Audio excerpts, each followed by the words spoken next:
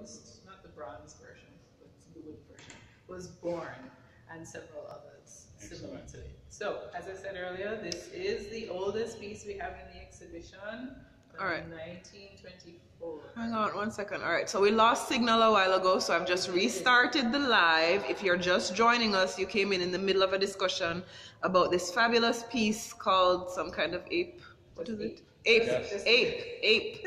All right, Just Ape by Edna Manley. By Edna Manley. It was done in 1924, so this is the oldest piece in the gallery. Okay, take a look. Let's carry on. Okay. All right. So where do I pick up from? Just wherever. Just keep going. Don't think too much about it. All right. So as I mentioned earlier, this piece is pretty much a part of our earlier set of pieces, which were very zoomorphic and cubist in essence. And so after marrying Norman Manley, who was of course a Jamaican politician, they moved to Jamaica, but there weren't many facilities in which to cater to her bronze castings here. So she focused more on creating wooden sculptures.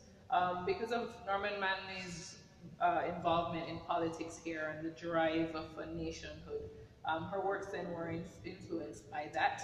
Hence, Negro Aroused and several other pieces within that era were born. And yeah, that's pretty much it. Okie dokie. For Edna.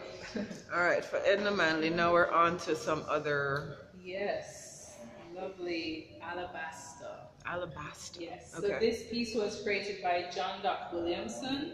It is titled Sacrifice of Isaac, and it was created using alabaster. The piece right next to it is titled A Kampong Madonna. Let me look at it. A Kampong Madonna, okay. A Kampong Madonna, which was created by Namba Roy using wood. Now, Namba Roy, John Doc Williamson, and Malika Capo Reynolds, who we spoke of earlier, they're all intuitive artists. So they weren't formally trained, and they all pretty much created Afrocentric versions of stories from the Bible. Is intuitive what we used to call self-taught? Self-taught. Okay.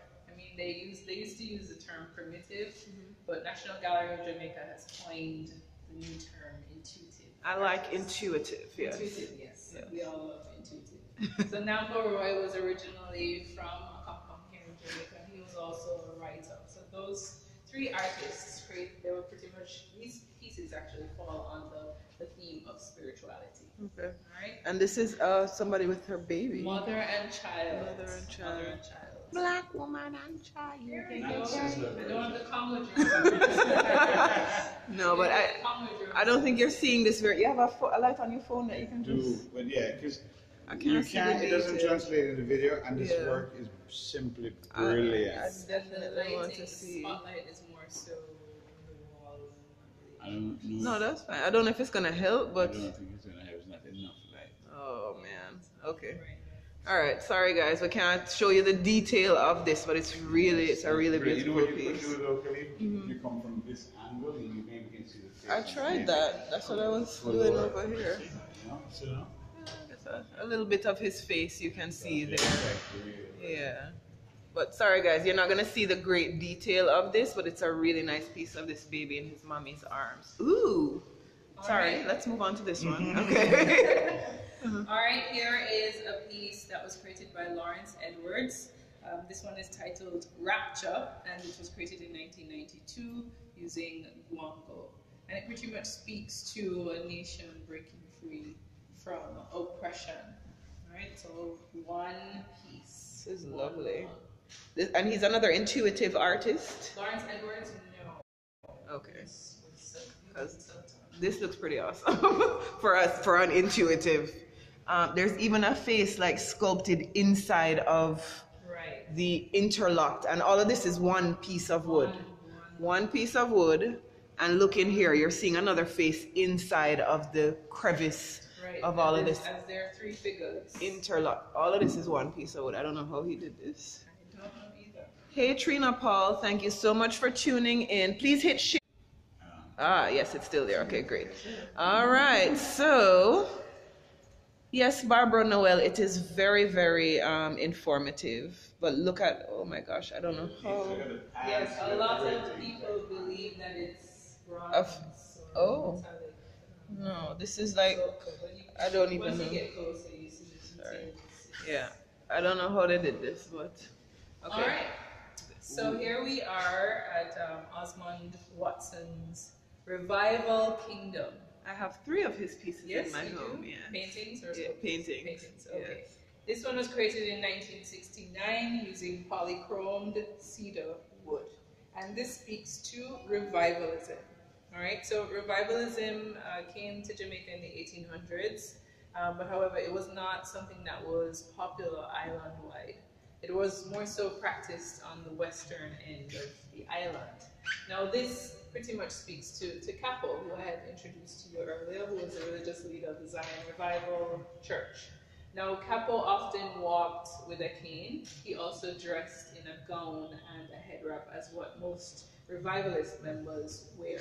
Now according to Capo, he wore a gown because it was reminiscent of what Christ wore during his time here on earth. And the head wrap was inspired by the Ashanti tribe from West Africa. Now, normally what takes place in a revivalist ceremony, of course, as you see depicted here, seemingly figures that are rejoicing and singing praises to the Creator. Have a look, see? I'm looking. There's some rudeness going on. I just knew you were. Of course, I was going to find it. There's a lot of rudeness going on here. But I mean, it just also speaks to a lot of the movement. Why is this hand here? Why is this hand here? That's very inappropriate. I suppose, you know, trying to create a relief piece, you know, things won't always fall where you want them to fall. Right. But just to get the point across, yeah.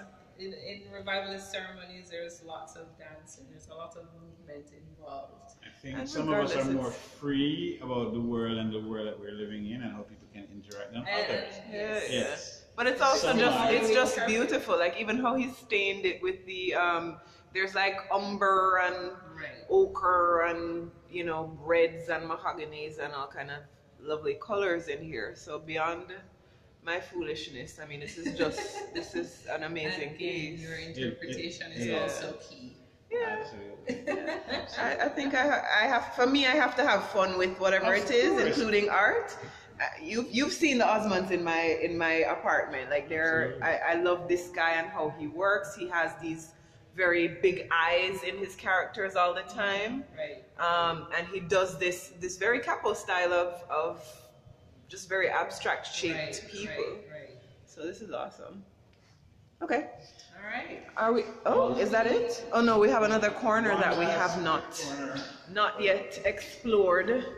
But shouldn't we leave something to the viewers that want to come and see?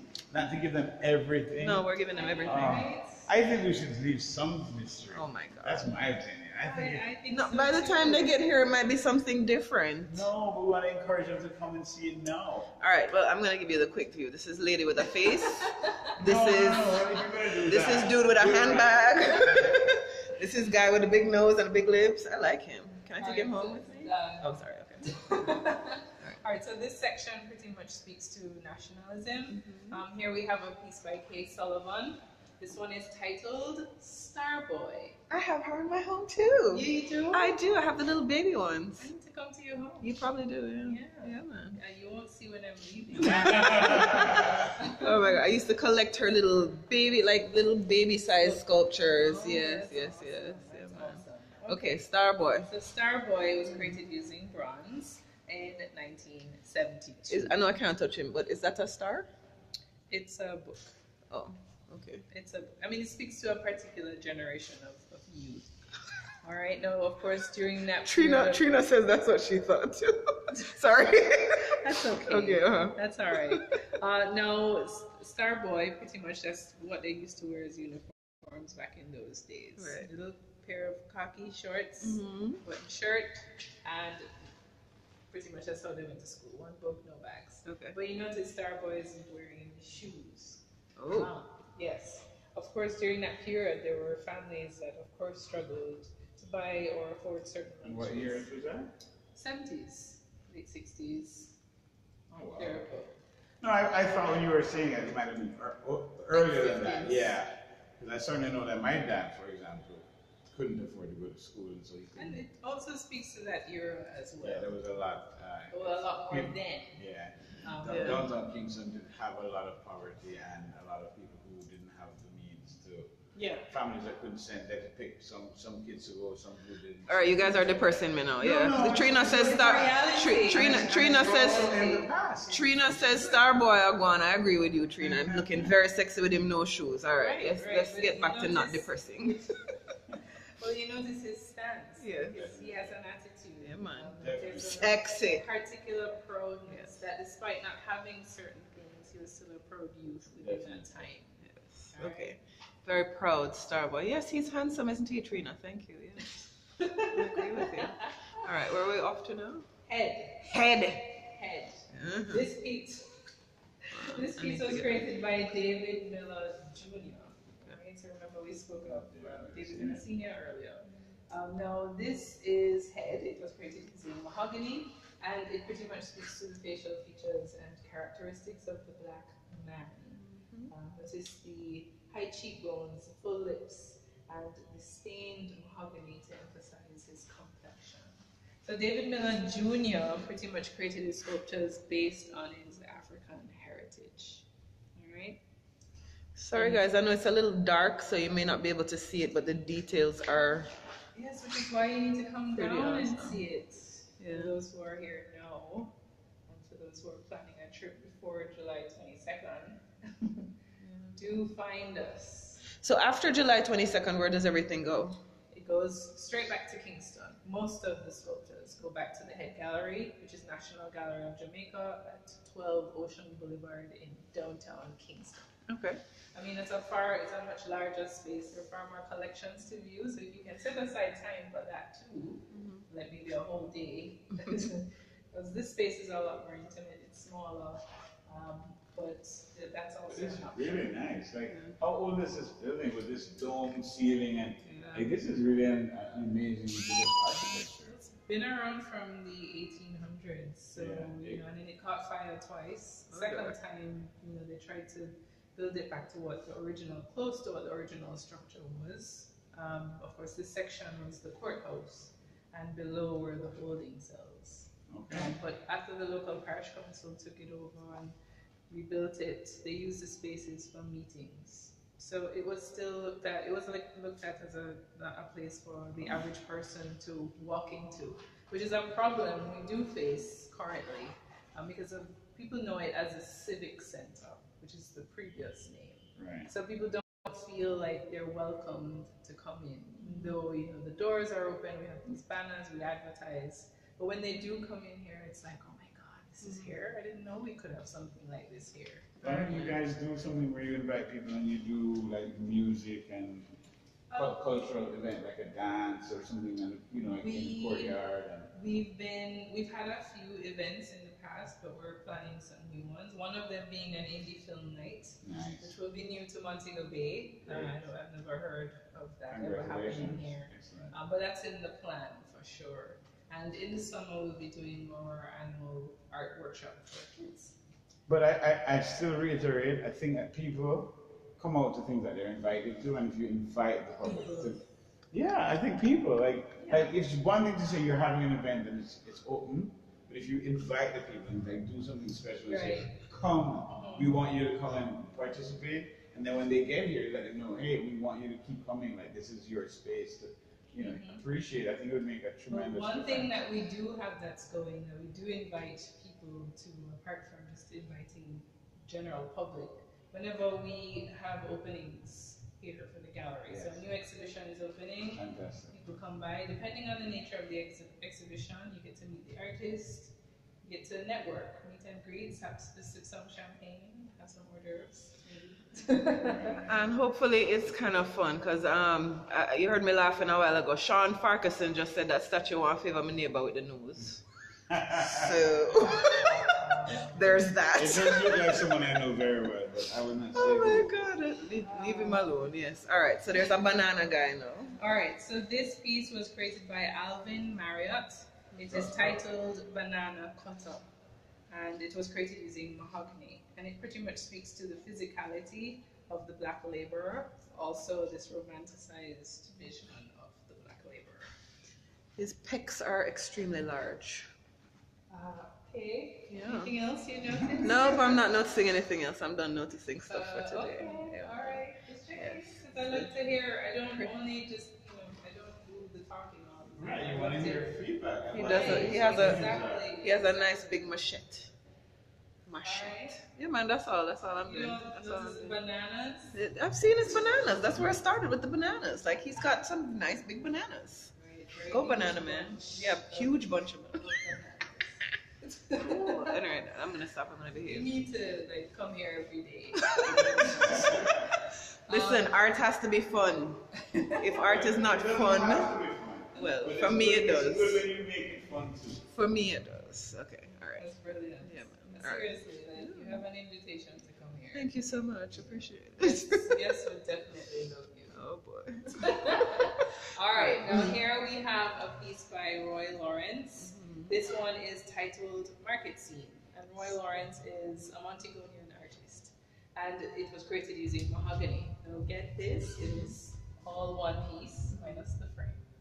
All one piece minus the frame. All one piece, so you might want to Okay. zoom in. Oh wow. Okay, so look at see that shadow. I can't touch it, but I'm gonna come very close, right? It's like If you look right in here, that's a crevice. Like all of that shadow is coming because there's a layer of Right. wood. So it's like three-dimensional. So there's a layer of wood on top of another layer of wood, and it's the same thing behind the hat right there. So all of this Connected. is one piece of wood that was carved out to do all of this Right. stuff. She's Exactly. holding a mango. Is it a mango? Right. Another Don't mango miss out the here. breadfruit. So Breadfruit. pretty much Market Scene is a depiction of what takes place at the market. And here you have what seems like two females bargaining with the fruit vendor in the center and everyone else in the background sort of going about their... But this one you can see in great detail. The Detail, lighting on this is absolutely. great. Sonia Terrelong, the exhibit is in Montego Bay, excuse me, at National Gallery West. So if you're Jamaican, you already know about National Gallery in downtown Kingston. This is their sister property, I guess, to the west of the island in Montego Bay in Sam Sharp Square. That's the Montego Bay Cultural Center. The Montego Bay Cultural So Center. we're in the beautifully domed building to the back, to the rear of the center. Yeah, man. This building, I'll tell you, the space itself, when I came in here, I didn't expect it.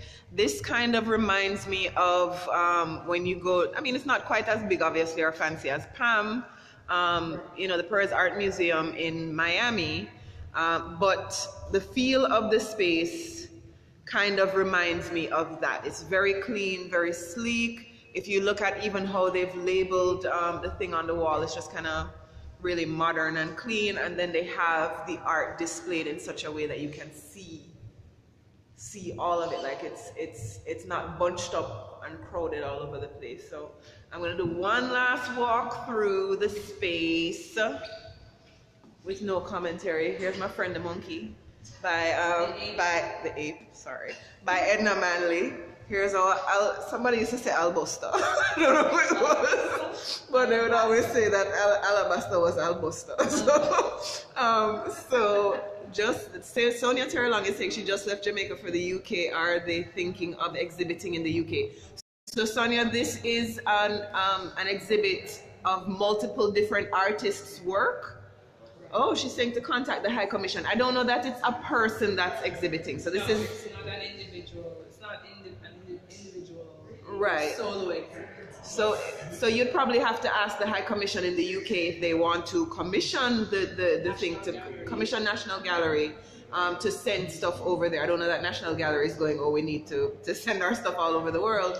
But this is a collection of Jamaican artists, including Capo, including Osman Watson, including Edna Manley, including who else we had? Fitzharrock, including Kay Sullivan. I mean, there's a number of people, and I feel very touched that I have a lot of them inside of my house. Yes, hold on to them. I am absolutely holding on to them. So this is the woman and child, like the Sizzler song, right? This is how I'm remembering everything. This lovely piece was made from one piece of wood. Same thing over here. This was it was not Capo, this was Osman Watson, right? Really, yeah, man, really lovely piece. There's a lot of naked people all over the place. Hey, I'm just the reporter here. I just work here, right? But there's a lot of awesome statues carved in wood, carved in alabaster, and the big heads, the guango, lignum vitae. There's a number of different types of wood. Mahogany. Let's take a selfie together.